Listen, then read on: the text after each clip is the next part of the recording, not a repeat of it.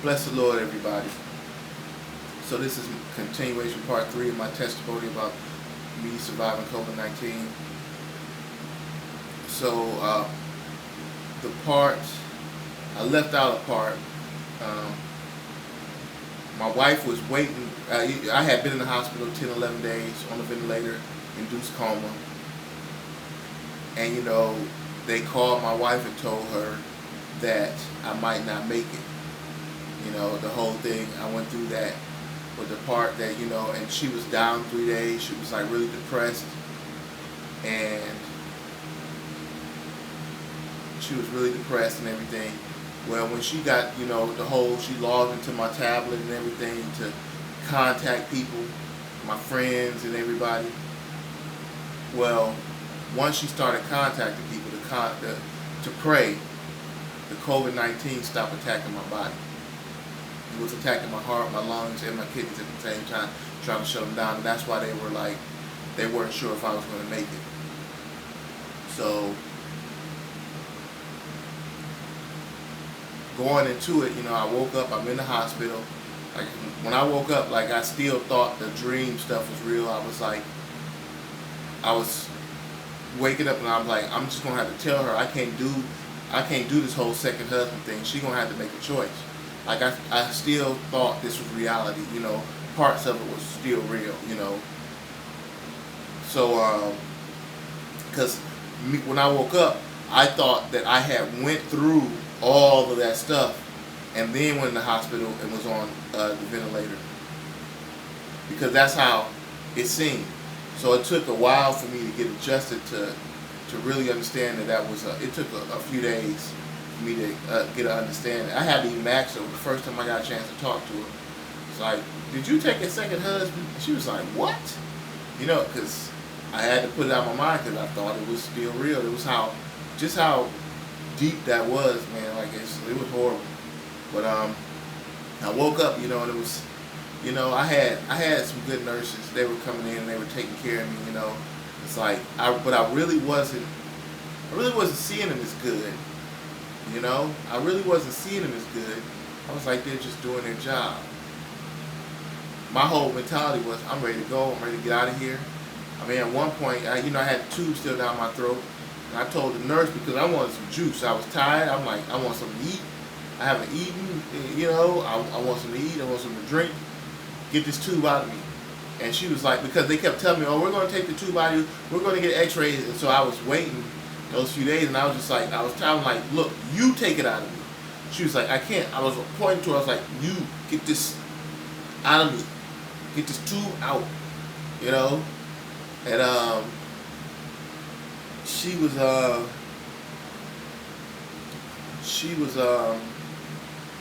like, no. And I was upset with her because I was like, she could take this out if she wanted to. That was, I woke up, I was, because the continuation of the frustration that I had, I still was walking in when I woke up. So, but I wasn't really paying attention. I was getting upset because I was trying to flag nurses down, and because I couldn't really move myself, so I would need like pillows and stuff propped under me to really get comfortable. And so I really didn't pay attention to what I was going through. It was like at one point, the last day where they had finally took the tube out.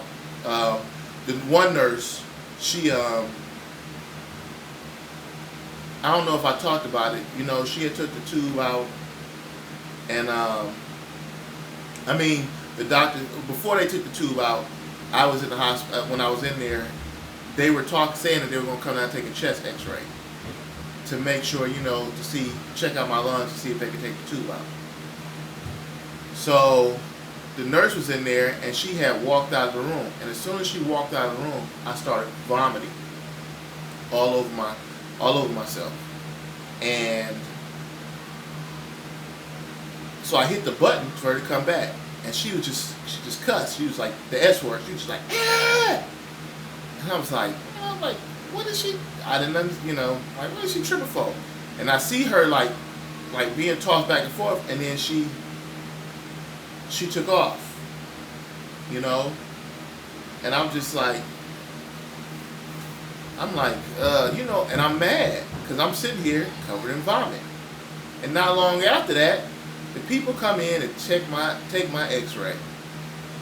Oh, I was highly upset, you know, because they go and they's like, take the X-ray because I was willing to hide and deceive and do everything to hide if I was still sick to get because I wanted that tube up out of me. And so they came in and I was like, I would have hid the fact that I just threw up if and so I threw up a few times after and I did hide it. I didn't want them to know because I was like, I wanted to get out of there. I didn't care. I didn't know what was going on. I was just like, it didn't, nothing, because again, they really never explained to me how bad I was. So I'm like, oh, I'm sick. I didn't know what was making me throw up. Later on, she told me, she said that's the color it was. She said that's good. She said that's that mucus coming out of you. And so, when I took the X-ray, they was like, oh, it's some fluid still in there. And they were like, oh, so they were talking. She was like, the one nurse was like, well, we just reduce his fluids? And he's like, I don't know. So he's like, well, they were talking, they might have to come back. Because I told him, I said, I just threw up, and the nurse never came back. So they were, so they came back. They were saying they were going to have to come back, and I was upset. Because I'm like, this is another day. So the whole day I was checking for them to come back. So the nurse, however, when she came back, she came back with her head down, like she knew, and I was upset. But I was like, I really couldn't be mad at her because she was such a sweet nurse that I really could. I'm just like, I can't. She's been good. I'm just like, I forgive you. I'm not gonna make a big deal about it. I'm like, I threw up all over myself, and she went about cleaning me up and changing my blankets and stuff like that. So yeah. So, but again, I'm not paying attention. I'm really just like, trying to be understanding, but I wasn't really paying attention to what was going on around me. There was some nurses in there that was like, they were, like I would ask for stuff and they would get really upset, like really frustrated. I'd be like, simple stuff like a pillow or like, and I, me, like I'm a tactician, and that's the thing I think God trying to break me out of, is that I'm a tactician. And people always try to, thinking they're going to outsmart me. And so I'm very good at watching. I'm very good at paying attention to what people do. I don't pay attention to what people say. I always tell them, I never pay attention to what people say. I watch what they do. So when they do this, and they thinking anybody get over me, I do that. But I never do, I don't do it in an overt way to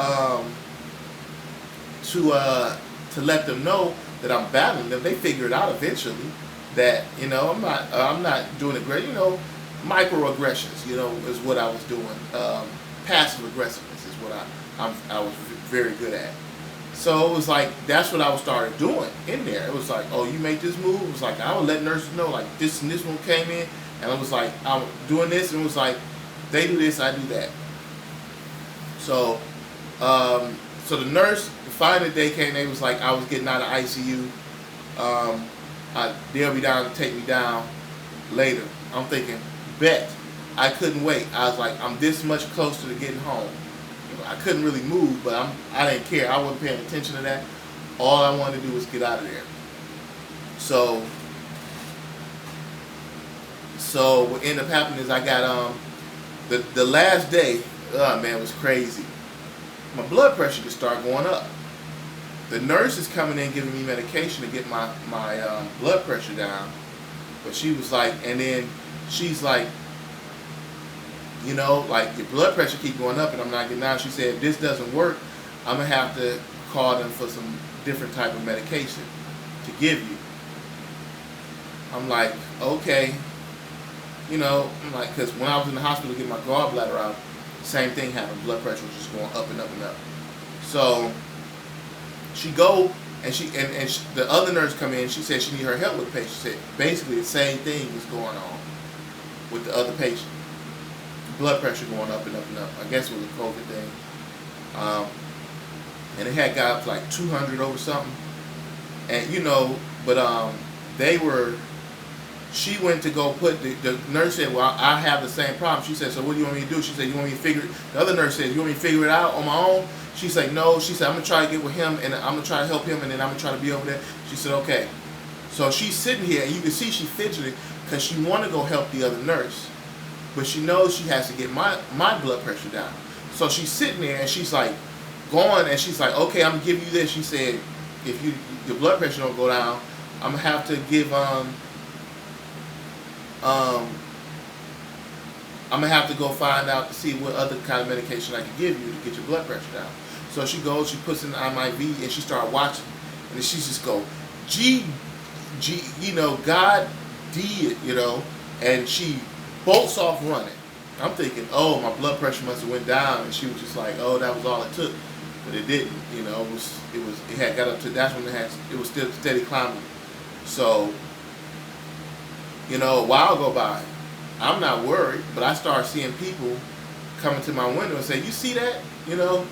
I started having really horrible gas afterward. I thought I was messing myself. Because it was just like, I guess whatever she gave me, it was just like, I just felt like I had, just coming out, basically. I had to the point I had to lift up. I'm like, oh my God, am I messing myself? Because they were coming to my window, because it was like a big window there. That's what, that they was looking in, and they were all like, you see this stuff? And I was like, oh crap, I'm messing myself everywhere. Oh my God. That's what I thought it was. And then, the Africans coming to the window, they was like, you see this? You see this? I'm just like, man. And so I'm acting like I'm asleep. I'm like, oh my God, I'm just humiliated because I'm like, I done messed myself. And then I'm waiting on the nurse to come back, and then she comes in. And she comes to one. He's like, you see this crap? You see this mess? And she breaks out crying.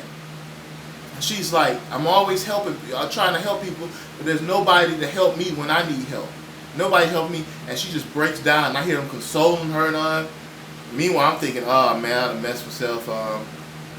So it was a while, and then, so the nurse that used the sweet one.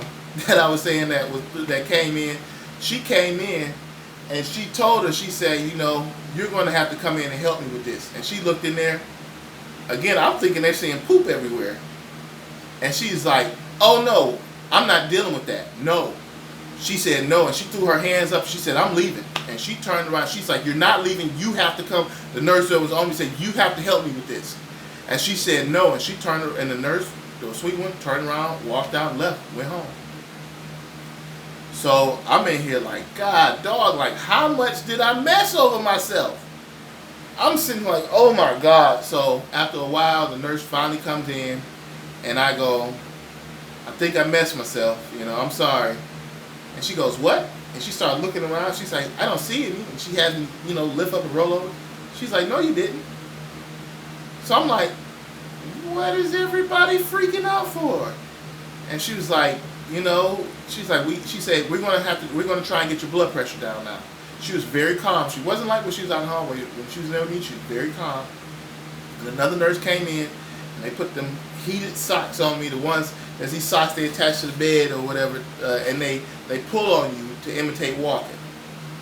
They like, it's good to keep circulation in there to stop you from getting blood clots. And when you need to start walking again, it helps. But they get really hot.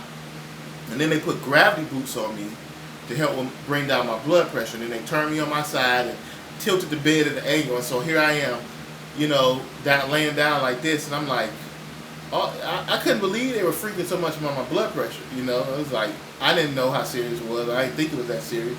But they were literally like, freaking out. And then they started playing this, I guess like the nurse left and they were short staffed then. But like all the Africans that were working there stayed, I guess they did overtime. Because then they started playing African music.